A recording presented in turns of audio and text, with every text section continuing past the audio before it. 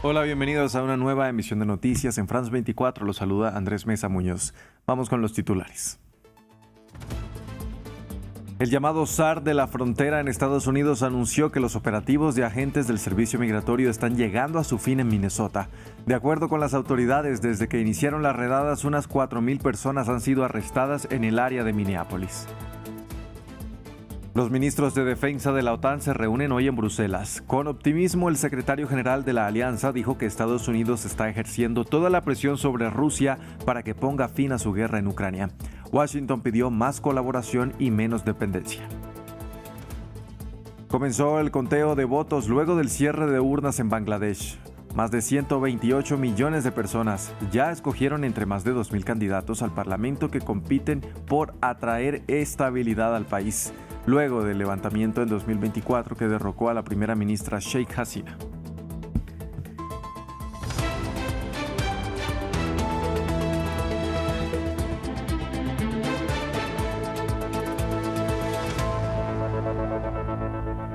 Vamos a empezar en Estados Unidos. El llamado SAR de la frontera, Tom Homan, anunció que los operativos del Servicio de Control Migratorio en Minnesota estaban llegando a su fin. La semana pasada, el alto funcionario ya había anunciado el retiro de unos 700 agentes tras el revuelo provocado por la muerte de una segunda persona en enero a manos del ICE. Con el éxito que hemos obtenido en la detención de amenazas a la seguridad pública y otras prioridades desde que comenzó esta operación de aumento de fuego, así como los niveles sin precedentes de coordinación entre funcionarios estatales y fuerzas del orden locales, he propuesto y el presidente Trump ha estado de acuerdo en que esta operación de aumento concluya. Esta semana ya se ha producido una reducción significativa y continuará la próxima semana. Este jueves, Donald Trump tiene en su agenda derogar las limitaciones legales a la emisión de gases de efecto invernadero impulsadas por Obama bajo la conocida como limitación del peligro, que reconoce la contaminación y el calentamiento global como amenazas a la salud pública, mientras el republicano apuesta por el carbón como combustible, en contra del consenso científico. Este grupo de trabajadores de una mina de carbón es público entusiasta de la agenda de Donald Trump, que anunció un nuevo impulso a los combustibles fósiles. Este miércoles, el presidente republicano prometió que en el futuro el ejército estadounidense priorizará la electricidad generada con la quema de carbón. Carbón limpio y hermoso. Ahora compraremos mucho carbón a través del ejército y será más económico y de hecho mucho más efectivo que lo que hemos hecho durante muchos años. Desde el inicio de su segundo mandato, Trump ha hecho todo lo posible para reactivar la industria fósil. Volvió a salir del acuerdo climático, a derogar algunas regulaciones y a subvencionar plantas que, sin financiación federal, habrían cerrado. Vamos a acabar con las restricciones ambientales de la era Biden, que imposibilitan cualquier cosa relacionada con la energía, incluso más allá del carbón. Trump afirma que el carbón debería utilizarse también para alimentar los centros de datos de las empresas tecnológicas que consumen altos niveles de energía. Su programa consta en revertir la transición energética. En 2023, el carbón representó el 16% de la producción total de energía, mientras el año 2000 representaba el 50%. Una reducción basada en el aumento gradual del uso de fuentes renovables, mejores para el medio ambiente e incluso más económicas. Si queremos limitar el calentamiento global a 1,5 grados Celsius, las medidas que debemos tomar son obvias. Debemos reducir significativamente las emisiones relacionadas con el uso del suelo y la energía. Estados Unidos es el mayor emisor de gases de efecto invernadero en términos históricos y el segundo en el contexto actual, solo por detrás de China. Los ministros de Asuntos Exteriores de los países pertenecientes a la OTAN se reúnen hoy en Bruselas con el apoyo a Ucrania como tema central.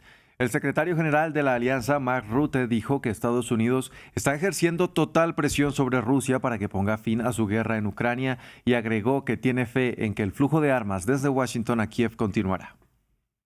Estados Unidos lidera el esfuerzo de paz y solo hay un país, la nación más poderosa del mundo, que puede hacerlo bajo el liderazgo del presidente Trump, rompiendo el estancamiento con Putin y poniendo en marcha el proceso de paz. Así que realmente creo que Estados Unidos está haciendo exactamente lo que necesitamos en lo que respecta a Ucrania.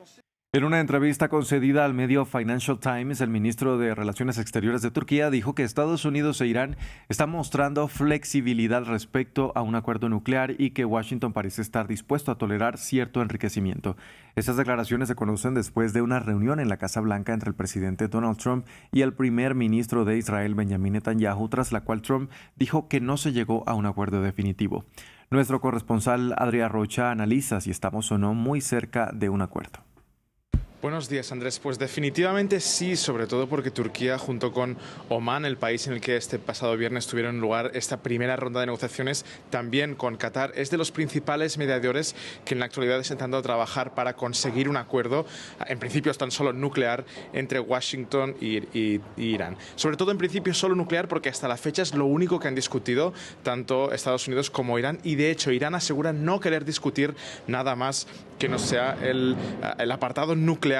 Recordemos que Estados Unidos también está intentando hablar en estas negociaciones sobre el programa de misiles balísticos de Irán y también el apoyo de Teherán de sus milicias afines en todo Oriente Próximo. Hakan Fidan, el ministro turco, ha asegurado hoy que aparte de esta supuesta buena voluntad que están demostrando los dos países para llegar a un acuerdo, Estados Unidos no debe bajo ningún concepto empezar a hablar en estas negociaciones sobre el programa de misiles balísticos de Irán, porque esto crearía una ruptura de las negociaciones que podría llevar a una intervención primero estadounidense en contra de Irán que lleve a una guerra regional en toda la región, algo que temen todos los países de Oriente Próximo. Fidan ha asegurado que mientras las negociaciones sean tan solo nucleares y los dos países siguen mostrando esta buena voluntad y estén dispuestas a hablar de un nivel de enriquecimiento más bajo que cero, que es actualmente lo que ha pedido Estados Unidos, el acuerdo sigue siendo posible. Recordemos que la semana pasada, durante esta ronda de negociaciones, Irán llegó a asegurar que está dispuesta a rebajar sus niveles de uranio enriquecido a un 60%, un nivel aún muy cercano al 90% necesario para desarrollar la bomba, pero que estaría dispuesta a Teherán, según aseguró uno de los mayores asesores del líder supremo iraní, el ayatolá Ali Khamenei, que está dispuesta a entregar parte de ese uranio enriquecido superior al 60% para mantener un límite cerrado que sea verificable por parte de Estados Unidos en este 60% y que no sea utilizado, por lo tanto, por Irán para desarrollar en un futuro tanto cercano como lejano esta bomba nuclear que quiere evitar, sea como sea, Estados Unidos. Vamos ahora a la Franja de Gaza, donde el Programa de Desarrollo de la ONU empezó a recolectar la basura que inunda el importante mercado de Fras en la ciudad de Gaza y que representa un riesgo para la salud de los habitantes. Ante el bloqueo israelí del principal vertedero de Gaza, los trabajadores tienen que trasladar los cientos de miles de toneladas métricas de residuos a un vertedero temporal. Gabriel Colgen tiene los detalles. En las calles de la ciudad de Gaza, los habitantes caminan al lado de montañas de basura que han sepultado al histórico mercado de Fras. Las organizaciones de derechos humanos alertan desde hace más de 2 años de los riesgos sanitarios que eso representa para los palestinos. Para hacer frente al problema, el Programa de Naciones Unidas para el Desarrollo comenzó a limpiar la zona. Esta situación ha afectado a todos los habitantes de la ciudad de Gaza, especialmente a los que viven en este barrio, que han estado expuestos a riesgos para la salud, sobre todo durante el verano. Pero hoy es un día importante porque el primer camión ha comenzado a retirar los residuos de aquí y trasladarlos a un vertedero temporal en el centro de Gaza. Desde que empezó la intervención israelí en Gaza, se impidió a los equipos municipales llegar al principal vertedero de Gaza de la zona Juraldik, ahora bajo control israelí. El Programa de Naciones Unidas, que prevé durar 6 meses, trasladará los residuos a un emplazamiento temporal al sur de la ciudad. Se ha necesitado mucho tiempo para encontrar un lugar fuera de las zonas residenciales donde depositar las aproximadamente 370.000 toneladas métricas de residuos que se acumularon durante la guerra, cuyo traslado al vertedero principal de la zona de Juraldik había sido impedido por la ocupación israelí. Hoy ha comenzado el proceso de traslado de parte de estos residuos a un vertedero temporal a la espera de que se conceda el permiso para trasladarlos a la zona de Juraldik. Desde el inicio de la operación militar israelí en el enclave, el PNUD ha logrado recolectar más de 570.000 toneladas de residuos en toda Gaza. Sin embargo, la situación sigue siendo crítica con los 2 principales vertederos de Gaza aún inaccesibles. Vamos a Argentina con una semana que ya es clave para las reformas que impulsa el gobierno del presidente Javier Milei. Esta madrugada, por ejemplo, se dio media sanción al proyecto de reforma laboral que recorta varios derechos de los trabajadores. Desde Buenos Aires, nuestro corresponsal Natalio Cosoy nos contó sobre este trámite legislativo. Fueron 42 votos a favor y 30 en contra. Después de, primero, más de 14 horas de una primera parte para la aprobación en general y unas horas más que totalizaron casi 17 horas de sesión para aprobar esta norma en una primera instancia. Como decíamos, para el trámite legislativo todavía resta que pase por el Senado, por la Cámara de Diputados. Acaba de ser aprobada por el Senado y así se estaría totalmente aprobada y después tendría que reglamentarse por parte del Ejecutivo. Ahora, la clave, como bien decías, es que quienes critican esta reforma laboral dice que atenta fundamentalmente contra derechos de los trabajadores. El gobierno lo que dice es que va a permitir que aumente la cantidad de gente que está dentro del empleo y sobre todo del empleo formal, que caiga la desocupación, que aumente la ocupación. La realidad es que en Argentina hace muchísimos años que no aumenta la ocupación en el sector formal. Quienes critican al gobierno o están en otra posición dicen que eso tiene que ver con la falta de crecimiento de la economía. El gobierno argumenta que estas reformas van a ayudar. Entre las reformas voy a mencionar algunas pequeñas cosas porque la verdad que es larga la reforma laboral. Cambian cómo se negocia y se calculan las vacaciones. Hasta ahora tenían que ser más días corridos, ahora se va a poder fraccionar hasta por 7 días. Limita mucho el alcance de los juicios laborales. Esto era algo clave que pedían los sectores empresarios, fundamentalmente, que hablan constantemente de algo que llaman industria del juicio en Argentina. También se modifica cómo se calculan las indemnizaciones por despido, van a ser menores de lo que eran hasta ahora. Se crea un fondo de asistencia laboral al que contribuyen las empresas para pagar justamente estas indemnizaciones. El sueldo se va a poder pagar en dinero, pero también en especies, por ejemplo, no necesariamente todo en dinero. La jornada laboral se puede estirar hasta las 12 horas diarias. Además va a haber un banco de horas, es decir, hay muchas modificaciones que cambian las condiciones para los trabajadores en Argentina. Seguimos en América Latina. Varios departamentos del norte de Colombia siguen azotados por una atípica temporada de lluvias que ya deja más de 20 muertos. La situación llevó al gobierno a declarar el estado de emergencia por las inundaciones que han afectado unas 300.000 hectáreas y más de 4.000 viviendas.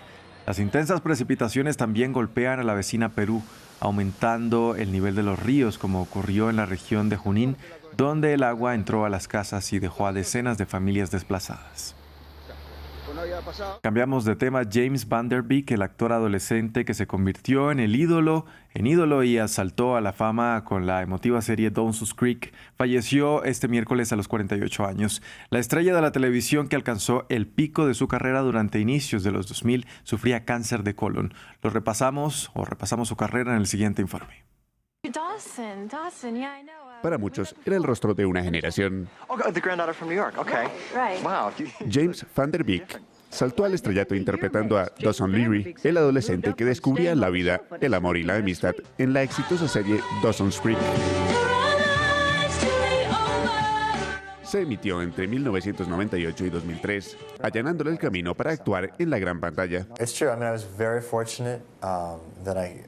Es cierto, tuve mucha suerte de alcanzar un gran éxito a los 20 años y que durara tanto tiempo. Para ser sincero, al final de estos 6 años estaba bastante agotado. Hice bastantes películas en el medio, muchas entrevistas, un montón de cosas. Así que creo que necesitaba un poco de tiempo para desaparecer y encontrar mi propio rumbo, descubrir quién era y qué quería hacer.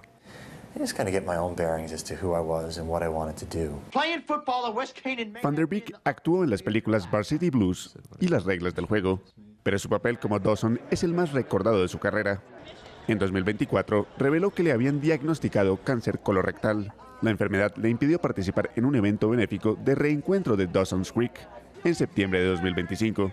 Según un anuncio en su página de Instagram, falleció pacíficamente el miércoles a los 48 años, dejando a su esposa y a sus 6 hijos. Hasta aquí este informativo en France 24. Gracias por acompañarnos. Los invitamos a que continúen con toda nuestra programación.